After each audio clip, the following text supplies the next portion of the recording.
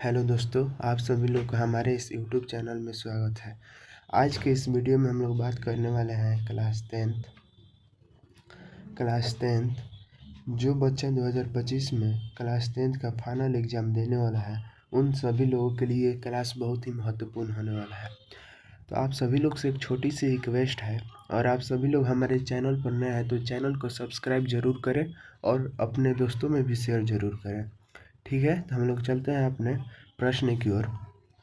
देखिए, इसमें हम लोग का पहला प्रश्न जो है इतिहास से है, यानी हिस्ट्री से पहला प्रश्न है। ठीक है, तो पहला प्रश्न इसमें दिया है, भारतीय राष्ट्रीय कांग्रेस की स्थापना कब हुई थी। ठीक है, ये बहुत ही महत्वपूर्ण प्रश्न है। 2025 के फाइनल एग्जाम के लिए बहुत ही महत्वपूर्ण क्वेश्चन है। ठीक है, तो इसका राइट आंसर क्या हो जाएगा, 1885 ईस्वी में भारतीय राष्ट्रीय कांग्रेस की स्थापना हुआ था। ठीक है, नेक्स्ट प्रश्न की ओर हम लोग चलते हैं। अगला प्रश्न हम लोग को यहाँ पे दिया है, 2 नंबर में दिया है कि जलियांवाला बाग हत्याकांड किस वर्ष हुआ था। ठीक है, ये भी बहुत ही महत्वपूर्ण प्रश्न है, 2025 के फाइनल एग्जाम में आ सकता है। ठीक है, इसलिए आप सभी लोग इसे याद रखिए। तो जलियांवाला बाग हत्याकांड 1919 ईस्वी में हुआ था, यानी इसका राइट आंसर क्या हो जाएगा, 1919। ठीक है, आई होप कि आप सभी लोग को समझ में आ रहा होगा। नेक्स्ट प्रश्न की ओर हम लोग चलते हैं। अगला प्रश्न हम लोग का दिया है 3 नंबर में, असहयोग आंदोलन का नेतृत्व किसने किया। ये भी वीवीआई प्रश्न है, ये बहुत ही वीवीआई प्रश्न है। ठीक है, इसे आप सभी लोग ध्यान में रखिएगा। ठीक है, महात्मा गांधी जी ने किया था, यानी इसका राइट आंसर क्या हो जाएगा, महात्मा गांधी। अगला प्रश्न की ओर हम लोग चलते हैं। नेक्स्ट प्रश्न हम लोग का दिया है, भारतीय संविधान को कब अपनाया गया है। ठीक है, भारतीय संविधान को कब अपनाया गया, तो इसका राइट आंसर क्या होगा, 26 नवंबर 1949 ईस्वी को भारतीय संविधान को अपनाया गया था। ठीक है, आई होप कि आप सभी लोग को समझ में आ रहा होगा। जहाँ पर भी आप सभी लोग को नहीं समझ में आएगा, कमेंट में बतला दीजिएगा नंबर देकर, हम पुनः प्रयास करेंगे समझाने के लिए। ठीक है, नेक्स्ट प्रश्न हम लोग का दिया है 5 नंबर। 5 नंबर में दिया है कि भारतीय राष्ट्रीय ध्वज का डिजाइन किसने बनाया। देखिए, ये बहुत ही महत्वपूर्ण प्रश्न है, ये 2021 में भी पूछा गया था। ठीक है, 2021 में आया है, 19 में आया है, 18 में भी आया है। ठीक है, तो हो सकता है कि 25 में भी आ सके। ठीक है, तो इसका राइट आंसर क्या हो जाएगा, पिंगली वेंकैया। क्या हो जाएगा, पिंगली वेंकैया। ठीक है, नेक्स्ट प्रश्न की ओर हम लोग चलते हैं। तो नेक्स्ट प्रश्न हम लोग का जो है वो भूगोल से है, यानी ज्योग्राफी से है। ठीक है, भारत का सबसे बड़ा राज्य क्षेत्रफल के आधार पर कौन सा है। ठीक है, यानी भारत का सबसे बड़ा राज्य क्षेत्रफल के आधार पर कौन सा है, इसका राइट आंसर हो जाएगा राजस्थान। ठीक है, इसका राइट आंसर क्या हो जाएगा, राजस्थान। अगला प्रश्न की ओर हम लोग चलते हैं। नेक्स्ट प्रश्न हम लोग का दिया है 7 नंबर में, कौन सा राज्य चावल का कटोरा कहलाता है। ठीक है, ये भी बहुत ही महत्वपूर्ण प्रश्न है, कौन सा राज्य चावल का कटोरा कहलाता है, तो आंध्र प्रदेश, यानी इसका राइट आंसर क्या होगा, आंध्र प्रदेश। ठीक है, नेक्स्ट प्रश्न हम लोग देखते हैं।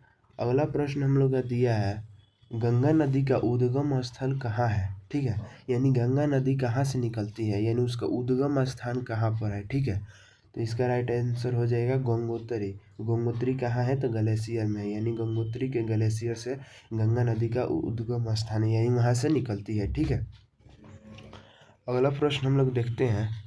अगला प्रश्न हम लोग का दिया है, भारत की सबसे लंबी नदी कौन सी है। ठीक है, भारत की सबसे लंबी कौन सी है, तो इसका राइट आंसर क्या होगा, गंगा। भारत की सबसे लंबी नदी कौन सी है, तो गंगा, यानी इसका राइट आंसर गंगा हो जाएगा। अगला प्रश्न हम लोग देखते हैं। अगला प्रश्न हम लोग का दिया है, ब्लैक सॉइल। ठीक है, ब्लैक सॉइल का दूसरा नाम है काली मिट्टी। ठीक है, ब्लैक सॉइल यानी काली मिट्टी किस फसल के लिए उपयोग है, यानी काली मिट्टी पर कौन सा फसल अधिक मात्रा में बोया जाता है। ठीक है, इस प्रकार भी प्रश्न पूछ सकता है बोर्ड के एग्जाम में। ठीक है, तो इसका आप सभी लोग अच्छे से देख लीजिए, राइट आंसर क्या होगा, इसका राइट आंसर हो जाएगा कपास, यानी जो कपास है वो काली मिट्टी पर अधिक मात्रा में बोया जाता है। ठीक है, अगला प्रश्न की ओर हम लोग चलते हैं। तो अगला प्रश्न हम लोग का है राजनीतिक विज्ञान, यानी पॉलिटिकल साइंस। ठीक है, देखिए, इसमें पहला प्रश्न हम लोग का दिया है, भारत का राष्ट्रपति कितने वर्षों के लिए चुना जाता है। ये तो बहुत ही इजी प्रश्न है, आप सभी लोग को पता होगा। तो भारत का राष्ट्रपति 5 वर्षों के लिए चुना जाता है, यानी इसका राइट आंसर क्या हो जाएगा 5 वर्ष। ठीक है, अगला प्रश्न को हम लोग देखते हैं। अगला प्रश्न हम लोग का दिया है 12 नंबर में, भारतीय संविधान में कुल कितने अनुच्छेद हैं। ठीक है, ये भी बहुत ही महत्वपूर्ण प्रश्न है, ये कंपटीशन के लिए भी बहुत अच्छा प्रश्न दिया है। भारतीय संविधान में कुल कितने अनुच्छेद है, तो 448 अनुच्छेद है भारतीय संविधान में। ठीक है, यानी इसका राइट आंसर क्या हो जाएगा 448। ठीक है, आई होप कि आप सभी लोग को अच्छे से समझ में आ रहा होगा। तो आप सभी लोग से एक छोटी सी रिक्वेस्ट है कि आप सभी लोग हमारे चैनल पर नए हैं तो चैनल को सब्सक्राइब जरूर करें और अपने दोस्तों में शेयर जरूर करें। ठीक है, अगला प्रश्न हम लोग देखते हैं। अगला प्रश्न हम लोग को यहाँ पर दिया है 13 नंबर में, भारत में कुल कितने उच्च न्यायालय यानी हाई कोर्ट है। ठीक है, ये भी अच्छा प्रश्न है, कंपटीशन में भी आता है। ठीक है, यानी भारत में कुल उच्च न्यायालय को हम लोग इंग्लिश में बोलते हैं हाई कोर्ट। ठीक है, हाई कोर्ट। तो हाई कोर्ट कितना है भारत में कुल, तो 25, यानी इसका राइट आंसर क्या हो जाएगा 25। नेक्स्ट प्रश्न हम लोग देखते हैं। अगला प्रश्न हम लोग का दिया है यहाँ पर, भारत का पहला गवर्नर जनरल कौन था। ठीक है, ये तो बहुत ही वीवीआई प्रश्न है, 2025 के लिए आप सभी लोग एकदम इसको फाइनल रखिए कि एग्ज़ाम में आएगा। ठीक है, इसको आप सभी लोग अच्छे से देख लीजिए, 2025 में गारंटी हम दे रहे हैं कि आएगा, एकदम फाइनल है। भारत का पहला गवर्नर जनरल कौन है, तो लॉर्ड विलियम बेंटिंक है। ठीक है, बेंटिक है। ठीक है, अगला प्रश्न हम लोग देखते हैं। अगला प्रश्न हम लोग का दिया है, भारतीय संसद के कितने सदन हैं। ठीक है, भारतीय संसद के कितने सदन हैं, तो 2। कौन कौन, तो लोकसभा और एक राज्यसभा। ठीक है, इस प्रकार भी पूछ सकता है भारतीय संसद के कितने सदन हैं, या पूछेगा कि भारतीय संसद के कौन कौन सदन हैं। ठीक है, तो एक लोकसभा एक राज्यसभा, और ऐसे प्रश्न देगा कि भारतीय संसद के कितने सदन हैं, तो उसका राइट आंसर होगा सिर्फ 2। ठीक है, अगला प्रश्न हम लोग देखते हैं। अगला प्रश्न हम लोग का है अर्थशास्त्र से यानी इकोनॉमिक्स से। ठीक है, इकोनॉमिक्स से प्रश्न है। देखिए, इसमें पहला प्रश्न दिया है कि भारत का केंद्रीय बैंक कौन सा है। भारत का केंद्रीय बैंक कौन सा है, तो भारतीय रिजर्व बैंक। भारतीय रिजर्व बैंक को हम लोग आरबीआई से भी सूचित करते हैं। ठीक है, तो इसका राइट आंसर क्या हो जाएगा भारतीय रिजर्व बैंक। अगला प्रश्न हम लोग देखते हैं। अगला प्रश्न हम लोग का दिया है यहाँ पर, भारत में पहली पंचवर्षीय योजना कब लागू की गई। ठीक है, ये तो बहुत ही महत्वपूर्ण प्रश्न है बाबू, इसे आप सभी लोग अच्छे से याद रखिएगा, बहुत ही महत्वपूर्ण प्रश्न है। ठीक है, इसका राइट आंसर हो जाएगा 1951 ईस्वी में। ठीक है, अगला प्रश्न हम लोग देखते हैं। अगला प्रश्न हम लोग का क्या दिया है। अगला प्रश्न हम लोग का दिया है, भारत में हरित क्रांति किसने शुरू की। भारत में हरित क्रांति किसने शुरू किया था, एस स्वामीनाथन।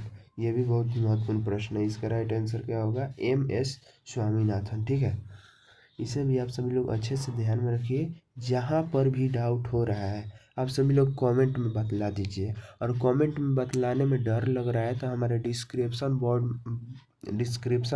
बॉक्स में मेरा नंबर है पर्सनल, उस पर मैसेज कर दीजिए, हम आपको पुनः समझाने का प्रयत्न करेंगे। ठीक है, अगला प्रश्न की ओर हम लोग देखते हैं। अगला प्रश्न हम लोग यहाँ पे दिया है, DDP का पूरा नाम क्या है। ठीक है, तो DDP का पूरा नाम ग्रॉस डोमेस्टिक प्रोडक्ट है। ठीक है, इसका राइट आंसर क्या हो जाएगा ग्रॉस डोमेस्टिक प्रोडक्ट। ठीक है, अगला प्रश्न हम लोग देखते हैं।